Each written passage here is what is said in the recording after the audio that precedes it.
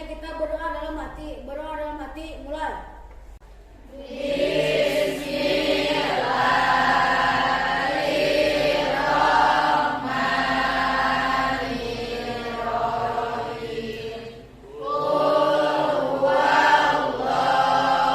Selanjutnya Ibu akan mengabsen terlebih dahulu.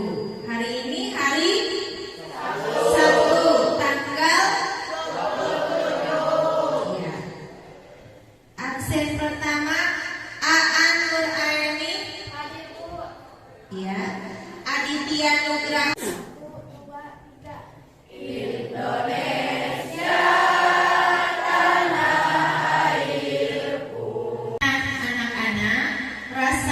Nasionalisme itu harus dipupuk dan ditanamkan pada generasi penerus bangsa, ya, mulai dari anak-anak sampai generasi muda. Masih ingat tentang pembelajaran minggu kemarin? Kita masih membahas materi tentang teks berita, ya. Di antaranya adalah tentang pengertian berita. Siapa yang masih ingat tentang pengertian berita? Ayo angkat tangan. Ya, coba kirana apa pengertian berita? Baca yang keras. Informasi, warta, pengetahuan terbaru tentang suatu kejadian atau peristiwa. Ya, berita itu tentang kejadian atau peristiwa. Benar ya? Tepuk tangan untuk Kirana. Apa sih manfaat teks berita?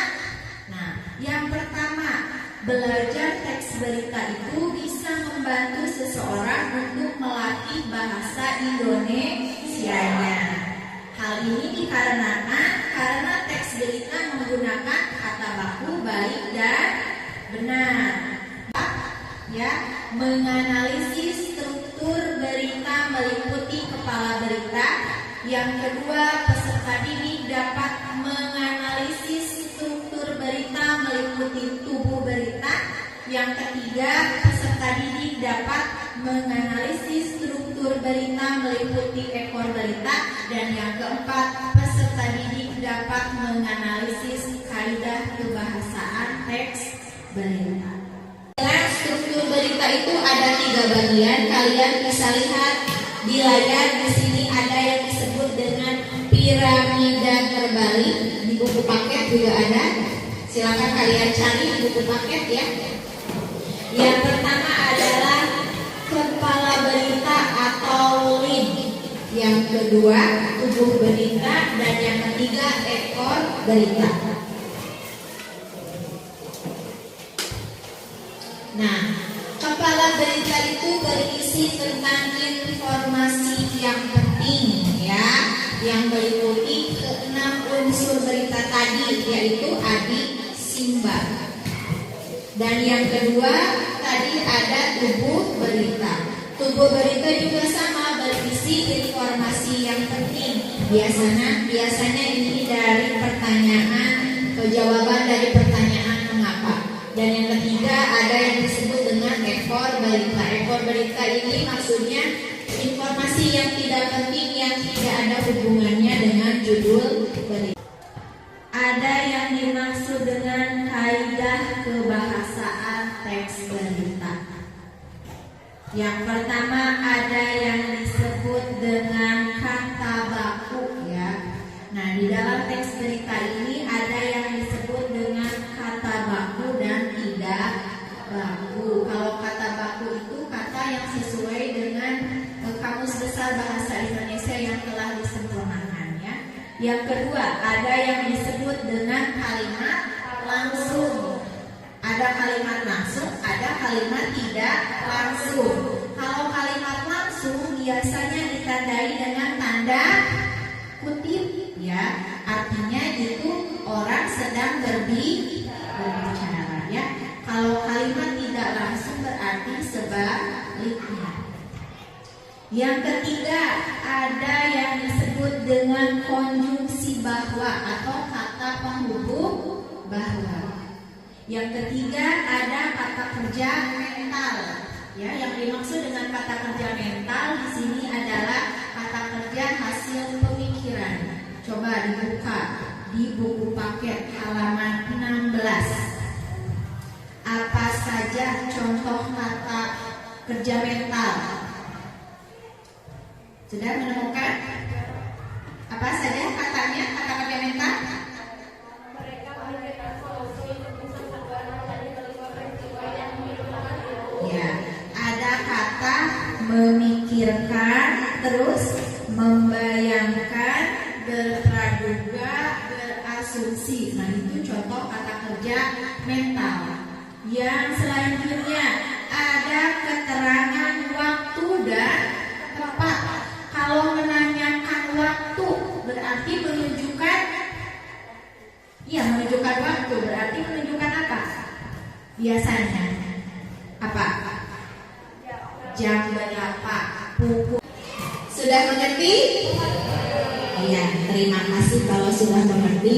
Nah, sekarang ada beberapa tugas yang harus kalian kerjakan secara kelompok dan berdiskusi, yaitu kalian harus menemukan atau menganalisis struktur bahasa ya dan kaidah kebahasaan teks berita.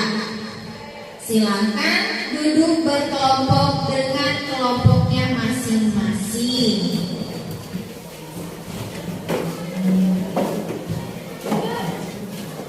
Karena Ibu akan membagikan lembar kerja peserta didik yang harus kalian kerjakan dan diskusikan. Jadi Ibu harapkan kekompakan dari setiap kelompoknya untuk segera mengerjakan LKPD ya. Ya, kelompok 5 bagaimana, ada yang sulit? Tidak ada ya. Sudah sampai di mana tahap pengerjaannya? Ya, ya. Kalian baca dulu ya teks beritanya.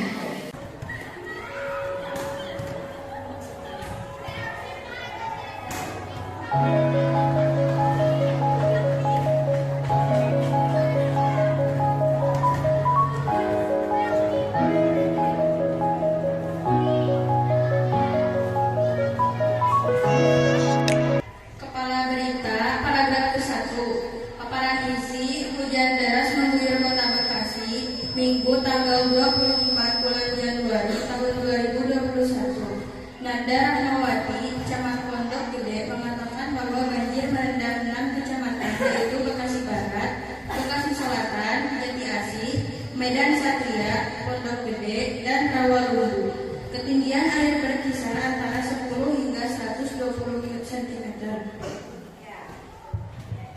Itu jawaban dari kelompok 1. Ada yang berbeda jawabannya? Ya, sama semua? Ya, jadi yang termasuk kepala berita itu ada di paragraf 1 ya. Berita paragraf kedua, Kecamatan Pondok Gede menjadi wilayah terparah yaitu setinggi 1,2 meter. Terjadi di perumahan Jati Bening, Permai, dan sebanyak 250 kepala keluarga terdampak banjir. Ya, itu jawaban dari kelompok 2 tentang tubuh berita. Ada yang berbeda jawabannya? Ya, berarti untuk tubuh berita ada di paragraf nomor 2. Silakan kelompok 3, Cahyati presentasikan untuk jawaban kelompoknya.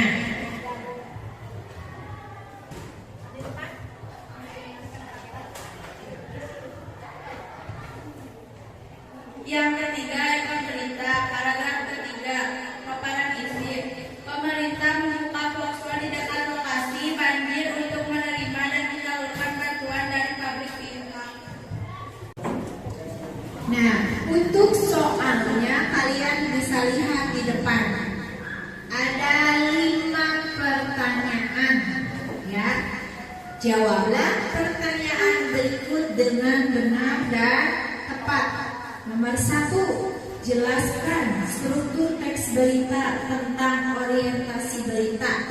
Yang kedua, jelaskan yang termasuk ke dalam struktur berita. Yang ketiga, apa yang kamu ketahui tentang kalimat langsung dan tidak langsung, lalu berikan contohnya. Yang keempat, jelaskan fungsi keterangan waktu dan tempat dalam teks berita.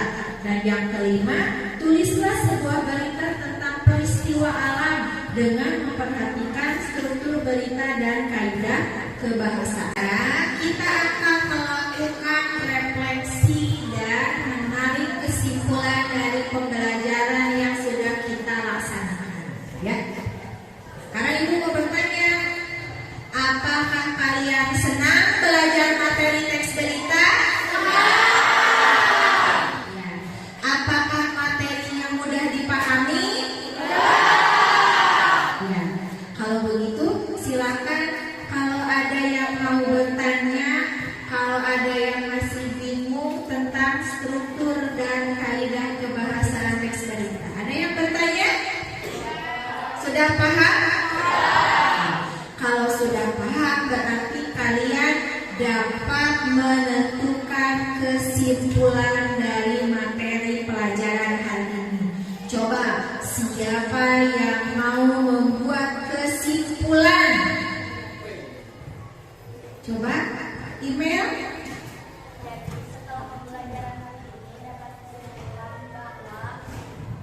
Yang termasuk ke dalam struktur berita ada 3 bagian, yaitu yang ke-1, kepala berita atau head, adalah bagian awal pemberitaan yang memuatkan unsur berita dan memberisikan informasi penting. Yang kedua, badan atau tubuh berita adalah struktur yang memuat informasi penting yang berupa penjelasan dari kata mengapa. Yang ketiga, ekor berita adalah struktur yang memuat informasi tidak penting dan tidak memiliki kaitan langsung dengan judul berita. Ya, benar, itu untuk kesimpulan dari struktur teks berita. Ya, sekarang satu lagi, kesimpulan tentang kaidah kebahasaan. Siapa yang bisa? Ya, coba Sapitri baca dengan keras. Yang termasuk ke dalam kaidah kebahasaan teks berita yaitu bahasa baku, kalimat langsung, konjungsi bahwa, kata kerja mental, keterangan waktu dan tempat, konjungsi temporal. Nah, benar ya. Tadi Ibu akan memberikan reward pada kelompok yang paling aktif berdiskusi, ya, yaitu kelompok 5. Ya, tepuk tangan untuk kelompok 5 yang diketuai oleh Kirana, ya. Nah, kelompok yang lain jangan berkecil hati. Untuk pembelajaran selanjutnya, ayo kalian ditunjukkan, oh kelompok kami bisa, ya, kelompok kami yang terbaik, ya. Siap? Ya. Nah, mungkin pembelajaran untuk materi tentang struktur dan kaidah berita, ya, sampai di sini. Nanti minggu depan kita akan berjumpa lagi, tetapi dengan materi yang berbeda, ya. Ibu akan tutup pelajaran hari ini dengan sebuah pantun.